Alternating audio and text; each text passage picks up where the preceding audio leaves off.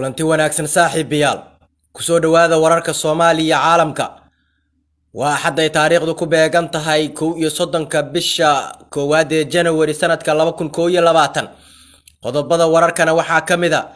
al-shabaab waxa ay shaaciyeen sawirada weerarkii ay ku qaadeen saldhigga militariga ee Mareykanka ee Midbay lagu magacaabo kuna yaala gudaha dalka Kenya halkaas Mareykanka waxa ka soo gaaray qasaare culus haddaba xilligan maxaa ku soo beegay inay al-shabaab ku shaaciyaan weerarkaas iyo qasaarihii ay geysteen Cabdiraxmaan Cabdishakuur si la yaab leh ayuu uga falceliyay madaxweyne farmaajo shirkii uu ku baaqay ee la isugu tagay magaalada Dhuusamareeb kaas oo looga hadlayo arrimaha doorashooyinka Ethiopia waxa ay war cusub ka soo saartay biyo-xireenka Nile-ka ee muranka dhaliyay warkaas waxa uu ku taalo ku noqday dawladaha Masar iyo Suudaan iyo barakac ka bilowday qaybo kamid ah gobolka Gado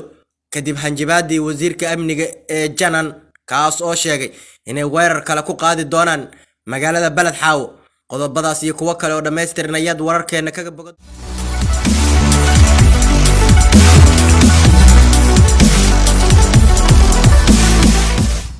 waa hagaag wararkeena waxaan ku bilaabaynaa al-shabaab waxa ay shaaciyeen sawirada weerarkii ay ku qaadeen saldhigga Mandabay ee Mareykanka kuna yaala gudaha dalka Kenya halkaas Mareykanka qasaaro weyn ayaa loogu geystay warbaahinta taageerta dagaalamayaasha al-shabaab ayaa baahisay sawirro la sheegay in laga soo qaaday weerar ay ka fuliyeen horaantii sanadkii hore saldhigga Mandabay ee dalka Kenya ku yaala ee Mareykanka uu leeyahay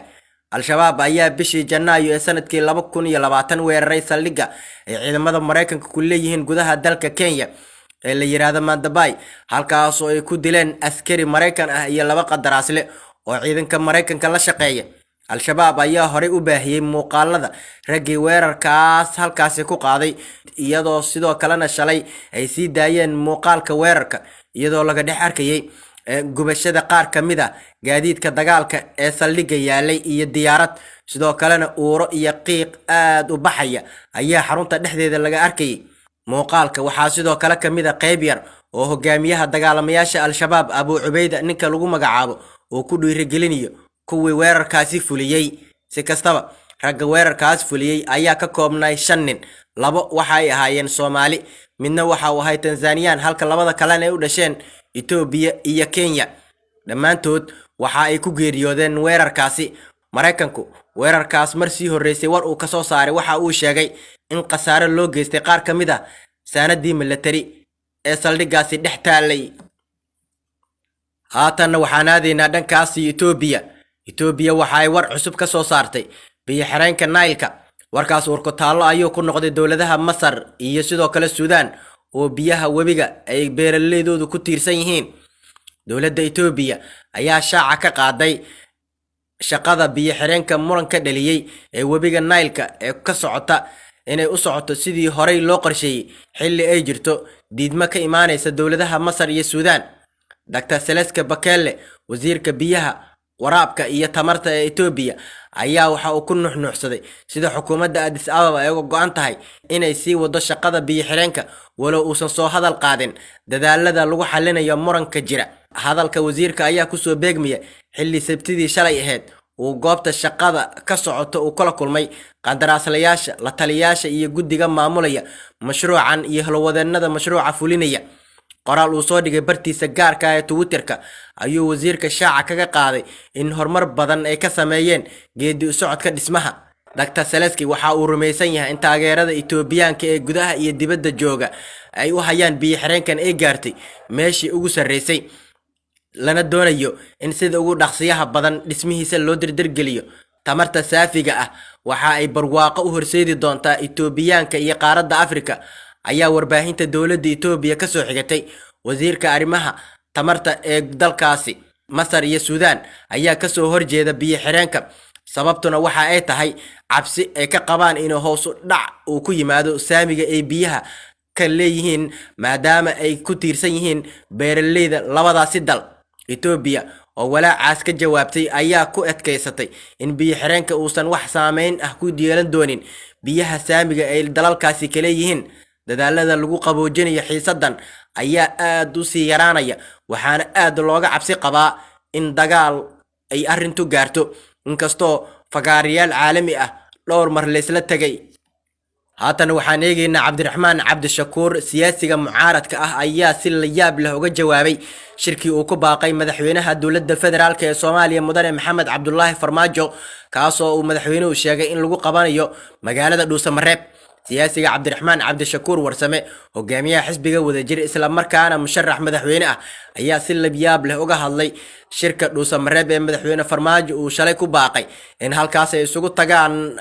madaxda dowladda federaalka ah iyo kuwa dowlad goboleedyada kadib markii uu la kulmay madaxda beesha caalamka. cabdiraxmaan cabdishakuur warsame ayaa tusaale u soo qaatay dhowr madaxweyne dowlad goboleed oo madaxweyne Farmaajo uu ka diiday inay doorasho qabtaan, waxaanu ku baaqay in madaxweyne Farmaajo xilka uu ka dego isaga oo soo qaatay oraahda ah aadan yabaal abaar la'aan looma soo arooro ee afartii ilaatiye odaga ha guuro. waxa uu yiri waxaan soo dhaweynayaa shirka wada tashiga ah oo madaxweynuhu ku baaqay.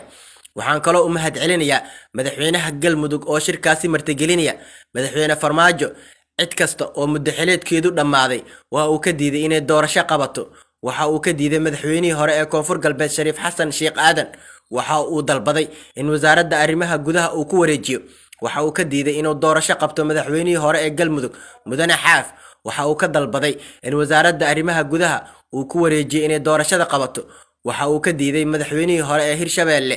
Waare, waxaana uu ka dalbaday in madaxweyne ku-xigeenkiisii uu ku wareejiyo shaqada si uu doorasho u qabto. waxa uu kaloo diiday doorashadii Jubbaland iyo Puntland in maalin lagu daro. maanta oo muddaxileedkiisu dhammaaday waa inuu xilka wareejiyaa sababtoo ah dastuurna uma ogola dadna uma dhaqana aadan yabaal abaal la'aan looma arooro ee afartii ilaatiye odaga ha guuro ayuu hadalkiisa kusoo gabagabeeyey cabdiraxmaan cabdishakuur oo mucaaradka ugu weyn ee dowladda Soomaaliya inuu yahay la rumaysan yahay. ugu dambeyntiina dhankaas iyo waxaan aadeynaa Jubbaland gaar ahaan gobolka Gado. barakac ayaa gobolkaasi qeybo ka tirsan ka bilowday. wararka naga soo gaaraya degmada Beled Xaawo ee gobolka Gado waxa ay sheegayaan in cabsi soo food saartay shacabka halkaasi ku dhaqan ayna ka barakacayaan meelaha qaarkood iyagoo cabsi ka qaba in mar kale uu halkaasi dagaal ka dhaco. 25 bishan ayaa dagaal xoogan khasaarana geystay waxa uu magaalada Beled Xaawo ku dhex maray ciidanka dowladda iyo ciidan kale oo wato wasiirka amniga ee Jubbaland, taas oo sababtay in dad rayid ah ay geeriyoodaan. gudoomiyaha gobolka Gado ee dhinaca dowladda Axmed Cabdulle Gareed ayaa sheegay in barakaca shacabka Beled Xaawo ay keentay hanjabaadii wasiirka amniga ee Jubbaland ay ahayd inay weerarayaan magaaladaasi. inkastoo xaaladda degmada ay xilligan tahay mid degan, haddana deegaano u dhow magaaladaasi waxaa ku sugan ciidanka uu hogaaminayay wasiirka amniga ee Jubbaland kaas oo taabacsan Axmed Madoobe. maamulka dowladana halkaasi dhowr mar kula dagaalamay tan iyo markii laga qabsaday magaaladaas ayaa waxa uu wasiir janan isku dayay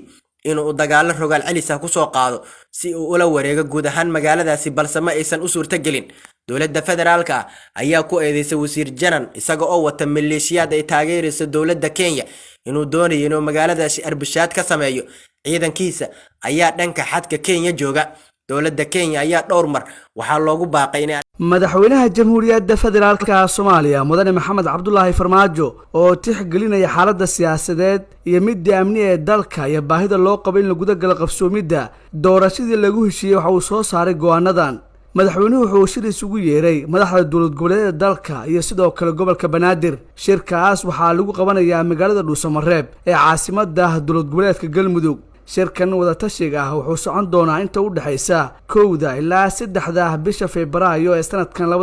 2021. shirka wada tashiga ah oo madaxweynuhu isugu yeerayo madaxda dowlad goboleedyada waxaa saldhig u ah heshiiskii 17 Sebtembar sanadkii hore 2020 laga gaaray hanaanka doorashooyinka dalka ayna meel mariyeen labada aqal ee baarlamaanka federaalka Soomaaliya. madaxweynuhu isagoo gudanaya waajibaadkiisa dastuuriga ah waxa uu 5 Febraayo 2021 shir degdeg ah isugu yeerayaa xubnaha labada aqal ee baarlamaanka si uu warbixin uga siiyo xaaladda guud ee dalka iyo gaar ahaan doorashooyinka dalka. arrimahan waxay ku soo aadayaan iyadoo maanta Soomaaliya kulan gaar ah ay ku yeesheen madaxda dowladda federaalka Soomaaliya wakiilada